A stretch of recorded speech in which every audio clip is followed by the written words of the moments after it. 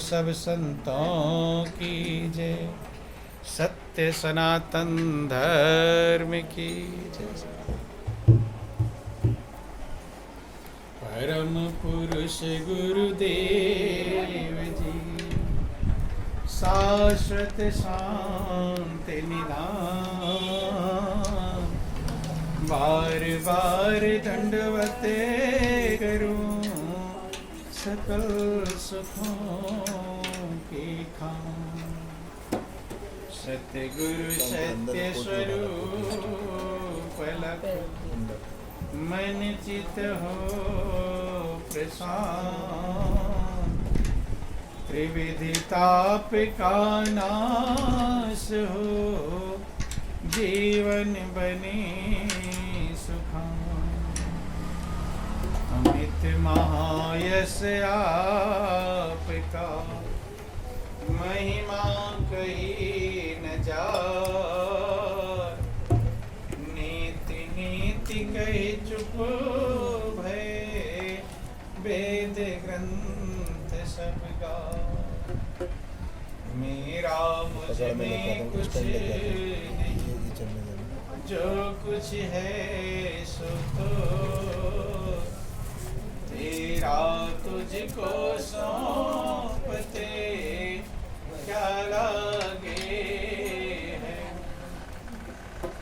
बोलिए प्रेम से सुखदेव महाराज की, सच्चिदानंद भगवान की, बोल वृंदावन बिहारी लाल।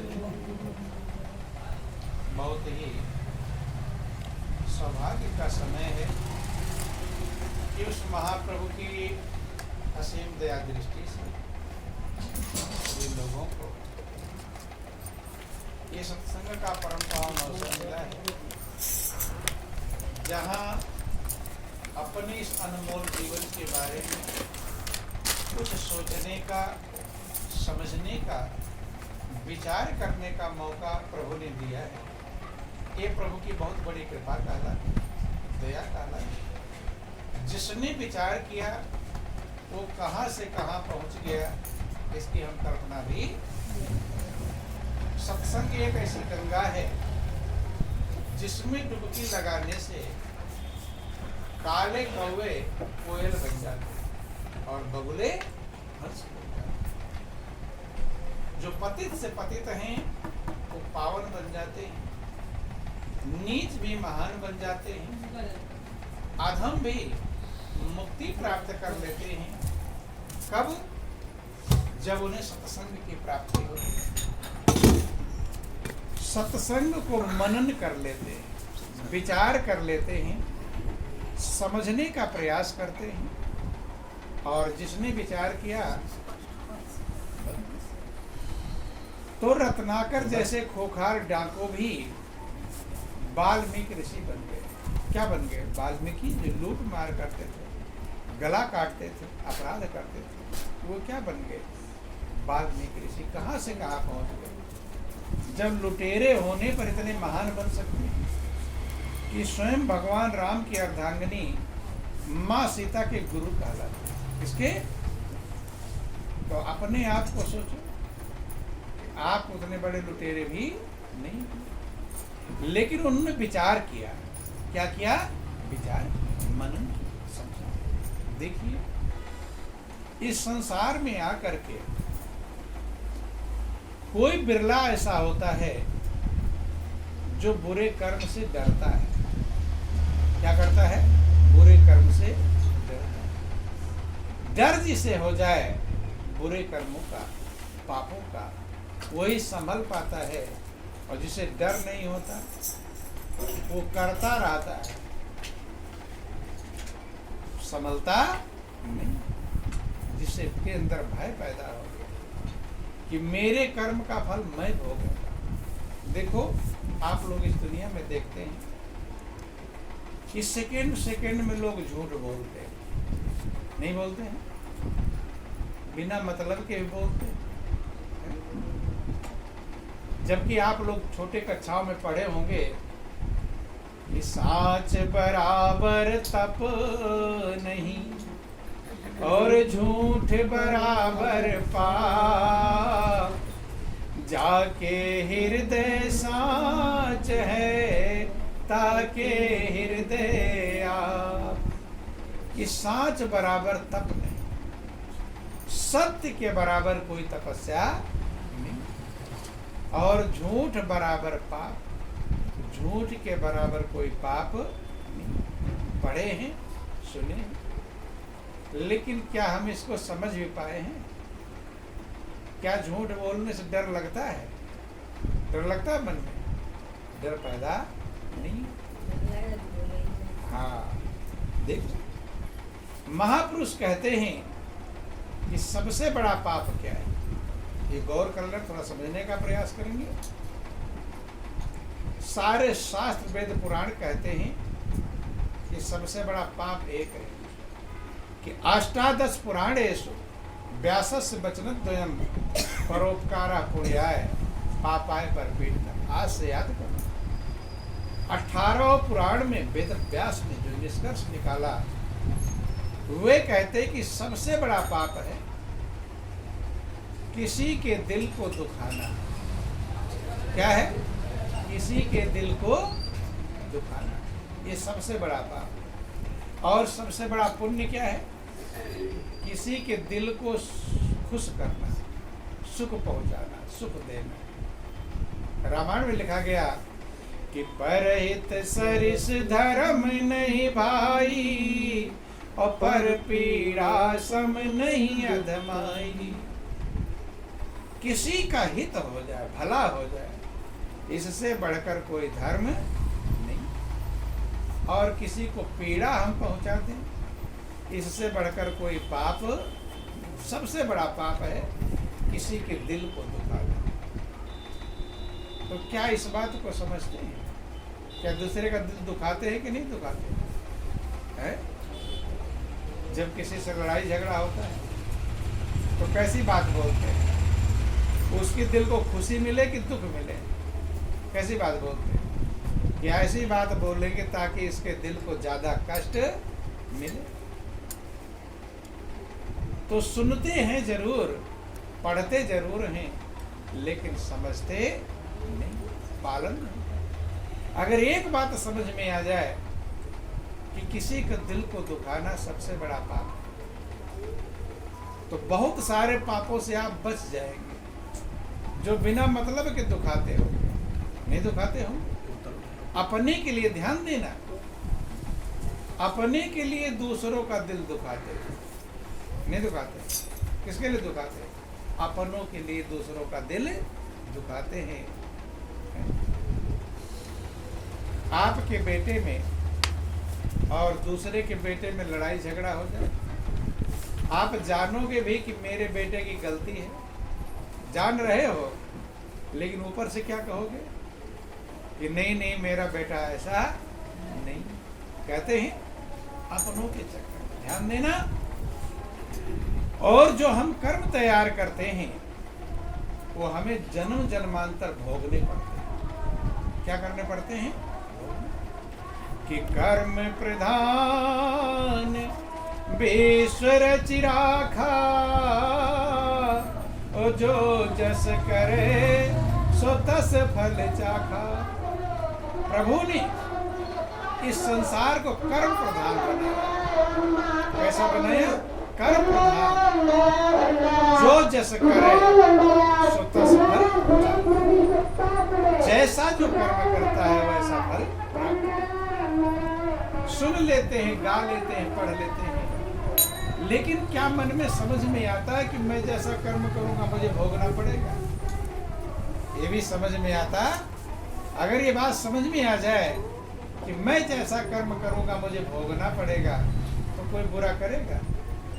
क्योंकि बुरा भोगना किसी को पसंद नहीं है। कह लेते जरूर है लेकिन समझ पाते नहीं। जिन्होंने समझ लिया इस बात को, ये बात देखने में छोटी लगती है लेकिन पालन करने में कठिन है। कहने में तो आसान है, आप लोग कहते भी हो जैसा जो करेगा वैसा भरेगा, लेकिन किसके लिए कहते हैं? दूसरों के लिए कहते हैं। अपने लिए कभी कहते कि मैं जैसा करूंगा ऐसा भरूंगा? अपने लिए नहीं, किसके लिए? दूसरों। बंधु ध्यान देना, आप लोग कहानियां सुनते होंगे, जो भी लोग महान बने उन्होंने अपने लिए समझा। किसके लिए समझा? अपने लिए समझा कि मेरे लिए पाप कर्म ना होने पावे, मेरे द्वारा किसी का दिल ना दुखने पावे। तो जिसने अपने लिए समझा उसका तो कल्याण हुआ, और जो दूसरों को सोचता रहा, लोग सोचते हैं फार्मूला दूसरों के लिए है। किसके लिए है? दूसरों के लिए। जैसे कोई बात आती है तो आप कह देते हो भाई कि जैसा जो करेगा वैसा भरेगा। ये फार्मूला अपने लिए लागू करते हैं क्या है? अगर ये फार्मूला अपने लिए लागू हो जाए तो हम कभी कर्म बुरे कर सकते। बंधु ध्यान देना, देखो सबरी का आप लोग नाम सुनते हैं। सबरी एक ऐसी भक्त हुई। आज लोग सोचते हैं कि मैं भक्ति कैसे करूं? जितनी व्यवस्था सबरी के पास थी उससे अच्छी व्यवस्था आपके पास है कि नहीं? देखो ध्यान देना, वो जंगल में थी, छोटे घराने में पैदा हुई थी, कोल बेलों के परिवार में पैदा हुई थी। दुनिया की संपन्नता की व्यवस्था कोई नहीं थी, पढ़ी लिखी भी नहीं थी, अनपढ़ गंवार, अंगूठा टेक थी, सुंदर भी नहीं थी, कुरूप थी। दुनिया के दिखावटी वाले साधन उसके पास नहीं। ध्यान, लेकिन एक बात उसने समझ लिया था। क्या समझा था? ध्यान देना, बोलो वृंदावन बिहारी लाल की जय। देखो सबरी का गौर करना, सबरी को भगवान को नहीं ढूंढना पड़ा। गौर कर लेना, लोग भगवान के लिए कहाँ कहाँ जाते हैं? जाते कि नहीं? मथुरा, वृंदावन, हरिद्वार, ऋषिकेश, सब जगह जाकर भी शायद भगवान मिल पाते नहीं। जाते हैं तमाम जगह, तीर्थों में भटकते रहते, लेकिन भगवान मिलते हैं शायद नहीं। लेकिन लोग ढूंढने जाते, नहीं मिल पाते। लेकिन सबरी ढूंढने नहीं गई, सबरी को भगवान ढूंढने आते हैं। कौन ढूंढने आते हैं? ध्यान देना, ये उल्टा है। जो लोग भगवान को ढूंढते हैं उन्हें भगवान कभी मिलते, जिनको भगवान ढूंढते, ध्यान देना, उन्हें भगवान मिलते। ये दोनों में अंतर है, समझ लेना। तो सबरी भगवान को ढूंढी थी कि भगवान ने सबरी को ढूंढा था? हैं? भगवान पूछते आ रहे हैं कि सबरी कहाँ है, अब क्यों ढूंढा, ये समझना है। ऐसा कुछ करो कि आपको जिस दिन, ध्यान देना, आप कितना भी ढूंढते रहोगे भगवान कभी मिलने वाले, जिस दिन भगवान आपको ढूंढ लेंगे फिर एक सेकंड की भी देर नहीं होगी मिलने में। तो सबरी के अंदर क्या ऐसा था जो भगवान सबरी को ढूंढते? समझना, जंगल में कोलभिल घराने में पैदा हुई थी। बचपन से ही उसके संस्कार अच्छे थे। जहां भी कोई कथा कीर्तन भजन की व्यवस्था होती थी जाया करता। तो जाती तो थी, लेकिन कुछ लोग जाते हैं और आते हैं इसीलिए जाते, समझने के लिए नहीं जाते। जो सत्संग में जाओ, जो सुनो, वो समझ लो हमें पालन करना है। जब पालन करेंगे तब आपका जाना सफल माना जाएगा। अगर पालन नहीं करेंगे तो, भाई बच्चा स्कूल में जाए और मास्टर जो कहे उसका पालन ना करे तो पढ़ लेगा नहीं, पर खाली जाए और चला जाए। और जो बच्चा मास्टर का कहा हुआ मानता है, पालन करता है, वही महान, वही डीएम की कुर्सी पर बैठता है। तो ध्यान देना, सत्संग में जब हम जाते हैं तो सोच लेना कि जो हम सुनते हैं वो हम पालन कैसे करें, प्रयास करें कैसे उसका पालन। सबरी सत्संग भजन में जाती थी, वहाँ सुनती थी कि किसी का दिल दुखाना नहीं चाहिए। वो सुनती थी सबके अंदर परमात्मा है। क्या सुनती सत्संग भजन में? सभी के अंदर प्रभु हैं, चींटी से लेकर हाथी तक सबके अंदर वही एक मालिक समाया हुआ है। सुनती थी तो किसी को कष्ट देना नहीं। क्या आप लोग सुनते ही नहीं? सुनते, सब सुनते हैं, सुन सुनकर भी कष्ट देते रहते, नहीं देते रहते। इसीलिए महापुरुषों ने कहा कि जान जान नर करे ढिठाई और बूढ़ा जाए था नहीं पाई। जान जान का ढिठाई करता है। अगर आप समझ लेते कि सबके अंदर वही प्रभु बैठे हुए हैं, पूजा से ज्यादा कीमती है किसी के दिल को दुखने से बचना। एक बार पूजा ना करो चल जाएगा, लेकिन दुखाओगे किसी का दिल तो फल से बच सकते नहीं। बंधु, सबरी सत्संग भजन में सुनती थी तो समझ में आ गया था, पक्का हो समझ में आना ही कीमती है कि किसी के दिल को दुखाना पाप है। सब में वही प्रभु बैठा हुआ है। अब जब उसके शादी का समय आया, बड़ी हुई थोड़ा, शादी का समय आया तो जंगल के कोलबेल लोग थे, तो उन लोगों ने क्या किया, ध्यान समझना, भेड़ बकरियां ढेर सारी आ गई। सबरी ने देखा कि इतनी सारी भेड़ बकरियां आई हुई। माँ से पूछा, बोल वृंदावन बिहारी लाल की जय। तो सबरी ने अपनी माँ से पूछा कि माँ, ये इतनी सारे भेड़ बकरियां क्यों आई हुई है? माँ ने कहा, बेटी तेरी जो शादी है, क्या है शादी? सोची कि मेरी शादी है तो इतनी भेड़ बकरियां किस काम में है? कहती है माँ, समझाती कि बेटी इन सब की बलि चढ़ाई जाएगी और जो बाराती आएंगे उनका स्वागत सत्कार, खाना पीना बनेगा। सबरी एकदम चौंक गई। देखो, जिसका हृदय महान होता है वो एक बात को गौर करते तुरंत मजबूत बन जाता है, वो ढीला ढाला नहीं रहता। जब सबरी ने सुना ये सारी भेड़ बकरियां आई हुई किसके लिए, मेरी शादी के लिए, ये काटे जाएंगे। क्या काटे जाए? इनका भोजन बनेगा बारातियों को खिलाने के लिए। सबरी के मन में आया कि शादी तो मेरी होगी, खुशी मुझे मिलेगी, लेकिन दुख किसे मिलेगा? इन सब। मेरी खुशी के लिए इतने कुल लोगों के बलि चढ़ाई जाएगी, इतने जीवों की हत्या होगी। क्या होगी? हत्या। इनको कष्ट मिलेगा, इनको दुख मिलेगा, इनके प्राण निकलेंगे, ये चीखेंगे चिल्लाएंगे नहीं, चीखेंगे। पूरी विचार उसके तरंगे चलने लगी। सबरी ने मन में प्रतिज्ञा कर लिया, खुशी मिले मुझे, इतने लोगों को दुख देखकर खुशी मिलना, वो खुशी किसी काम की नहीं। ध्यान देना, जो खुशी आप सोचते हैं दूसरे को दुख देकर मुझे खुशी मिलेगी, वो खुशी मिलेगी नहीं, वो कई गुना और दुख आपको देगा। ये मनुष्य भूल करता है कि हम दूसरे को दुख देकर खुद खुशी हो जाएंगे। आज क्यों नहीं सुख पा रहे हैं लोग? इसी कारण से नहीं पा रहे हैं, लोगों के अंदर यही विचार बैठ गया है कि दूसरे को परेशान करके मैं खुश हो जाऊं। करते कि नहीं करते? दूसरे का नुकसान भले हो जाए, लेकिन मेरा फायदा होना चाहिए। और जब फायदा अपनाते हैं उसका कई गुना दुख साथ में लाता है। क्या लाता है? इसलिए महापुरुषों ने कहा कि संसार के लोग दुखी हैं। जब तक हम इस बात को नहीं समझेंगे कि अपने सुख के लिए दूसरे को दुख पहुंचाना उचित नहीं, जबकि नियम क्या है कि दूसरे को सुख देने के लिए खुद दुख उठा लो। क्या फार्मूला क्या है? कल्याण किसमें होता है? महान वो बना है जो दूसरे को सुख पहुंचाने के लिए खुद कष्ट उठाया है, उसी को धार्मिक कहते हैं, उसी को धर्म की श्रेणी में कहा जाता है।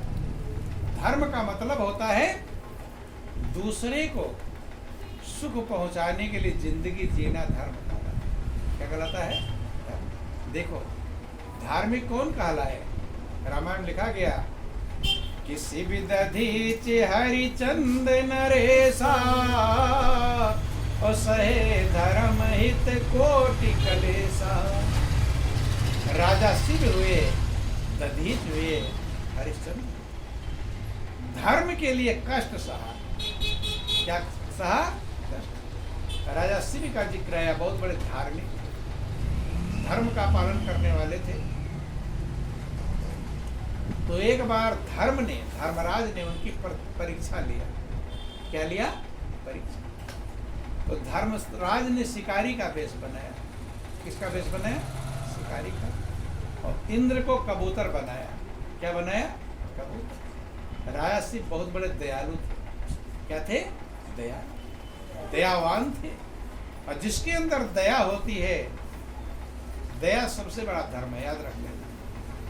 जब आप दूसरों पर दया करोगे तब प्रभु आप पर दया करेंगे। भगवान से तो मांगते हैं, भगवान मेरे ऊपर दया करना, कृपा करना, मांगते हैं, लेकिन आप दूसरों पर दया जब तक नहीं करोगे तब तक भगवान आपके ऊपर दया कैसे करे?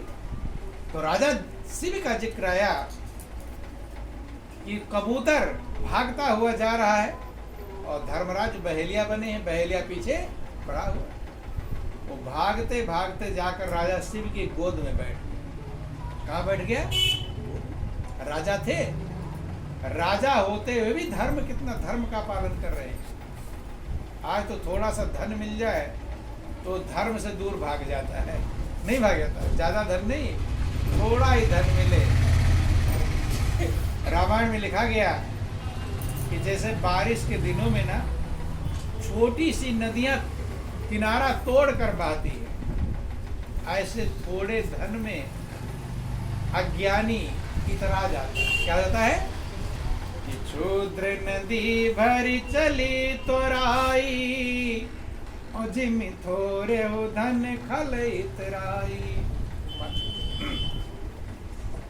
बोलो वृंदावन बिहारी लाल की जय। नाले होते ना,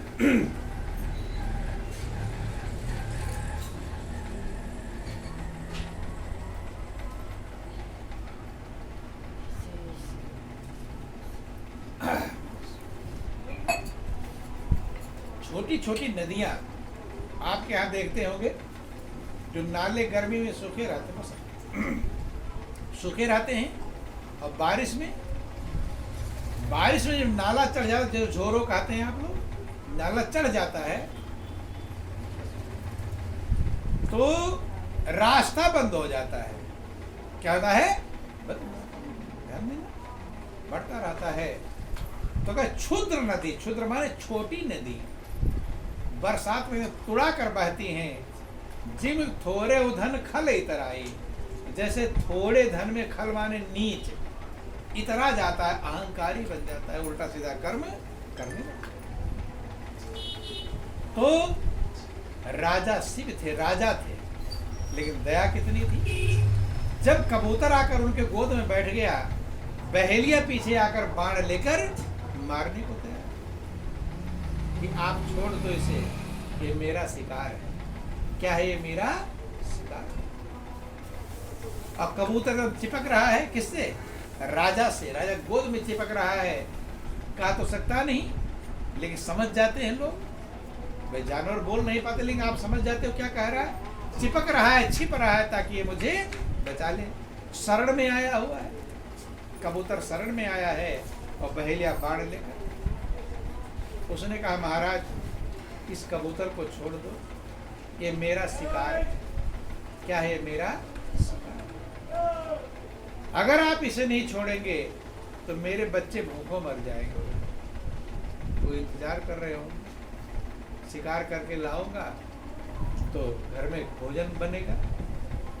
और अगर अब दोनों तरफ से कभी कभी धर्म संकट है, उसे क्या कहते? धर्म संकट माने धर्म किधर में जाओ से धर्म का काम हो, अधर्म ना हो। सबके सामने धर्म संकट आता है। आप सोचते ये काम करूं कि दोनों में झंझट दिखाई पड़ता है, इधर करूं तो झंझट, इधर करूं तो झंझट। अब धर्म संकट में पड़ गए राजा शिव। अगर कबूतर को बहेलिया को देते हैं तो शरण में आया उसकी जान चली जाएगी, और अगर कबूतर को उड़ा देते हैं, बहेलिया को नहीं देते, तो बहेलिया के परिवार वाले दुखी होंगे खाने बिना। उन्होंने कहा कि भाई तुम्हें परिवार के लिए मांस ही चाहिए। उन्होंने कहा कि जितना इस कबूतर के अंदर मांस है, इतना मैं दे देता हूँ तुम्हें मांस। मैं अपने शरीर का मांस दे देता हूँ। कबूतर उसने कहा ठीक है, दे दो। तराजू लाया गया, एक तरफ कबूतर रखा गया और दूसरे तरफ राया से अपना मांस काट कर तराजू में रखें। कबूतर का वजन भारी है और काट के रखा और भारी। देखे कि ये तो बड़ा अजीबोगरीब दोस्त, छोटा सा कबूतर, कितना मांस इसका दोगुना तिगुना रख दिया, लेकिन ये भारी है। लास्ट में राजा शिव खुद बैठ जाते हैं तराजू, अर्थात मुझे मार डालो। ध्यान देना, मुझे मार डालो, मेरे शरीर का मांस। भाई मांस काट काट के रखिया, पूरा नहीं हो रहा। खुद जैसे बैठते हैं तैसे धर्मराज प्रकट हो जाते हैं। धन्य धन्य कहते हैं कि धन्य है इस युग में भी धर्मात्मा। क्या है? इसीलिए उनका नाम रामायण में आ गया, शिव दधीच हरिचंद नरेशा और सहे धर्म हेतु को।